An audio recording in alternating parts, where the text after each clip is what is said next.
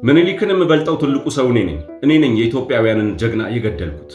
በመዳፋቸው ያንን የወደቁበትን አፈራማና አባጣ ጉርባጣ መሬት ተደገፉት። ደማቸው ግን እንደ ጎርፍ ይወርዳል። ራሳቸውና ደረታቸውን ቀና አድርገው ቁጭ አሉ። እኔ በጉልበቴ ተንበረከኩ። አንገታቸውን ጎንበስ አድርገው ወዳቸውን ማየት ጀመሩ። ፊታቸው ላይ ፈገግታ ይነበባል። እንደማይተርፉ በሚገባ አውቆታል። ምን ታስባለህ ፈረንጅ ጠየቁ። ልክ የሌላ ሰው ጉዳይ ይመስል። በጣም የሚገርም ልዩ ነገር ነው። አያመም። ደም እንደ ጎርፍ ሲፈሳቸው ይታያል። ሳላስበው በድንገት የሰጠኋቸው መልስ እውነት ነበር። ለምን በዚህ መልኩ እንደተናገርኩ እንኳን አላውቀውም፣ አልገባኝም። ሳቁ።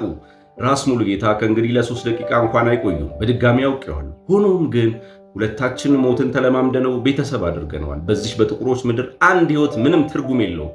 በህይወት ዘመኔ ጥሩ መንገድ ተጉዣለሁ ሲሉ በተኩራራና በሚያምር የቲያትር ድምፅ ተናገሩ።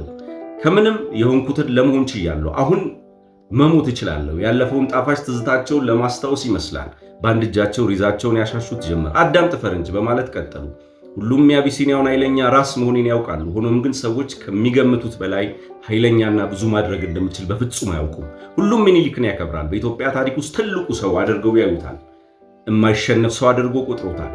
ንግግራቸውን ገታ በማድረግ መዳፋቸውን ጭብጥ አደረጉት። በኃይልም አንቀሳቀሱት። እናም እሺ ምኒልክን የምበልጠው ትልቁ ሰው እኔ ነኝ የኢትዮጵያውያንን ጀግና የገደልኩት። እርስዎ ኖት የገደሏቸው? እንዴት? በመርዝ ነው የገደልኳቸው።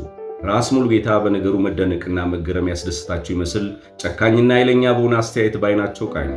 አዲስ አበባ ላይ አንድ ግሪካዊ ዶክተር ነው መርዙን የሰጠኝ። ያለህመም ሞት፣ የሚታይ ፍንጭ የሌለው ገዳይ ወይም ዱካው ያልተገኘ ሞት፣ ሁሉም ነገር በሚስጥር በአንዲት የቡና ሲኒ ምኒልክን ሞት ፉት አሏት። ማንም በፍጹም የጠረጠረ የለም። ከኢትዮጵያ ችሎት ውስጥ ማቀነባበሩን የረዱኝ ከ3 ታላላቅ ሰዎች በስተቀር። 3 የወንጀሉ ተባባሪዎች አይደለም፣ ጠንቋዮች። አስፈላጊ ነበር። ቃላቶቹ ካፋቸው ሳይወጡ ቀሩ። ዳግም ደከሙ። እጃቸው ሙሉ በሙሉ ዛለ። እንደገናም የእኚህ ሽማግሌ ጦረኛ ገላ መሬቱ ላይ አረፈ። ቀይ አንበሳ መጽሐፍ ኮሎኔል አልሄንድሮ ዴል ባዬ ጽፎት ዶክተር መኮንን ባይለኝ እንደተረጎመው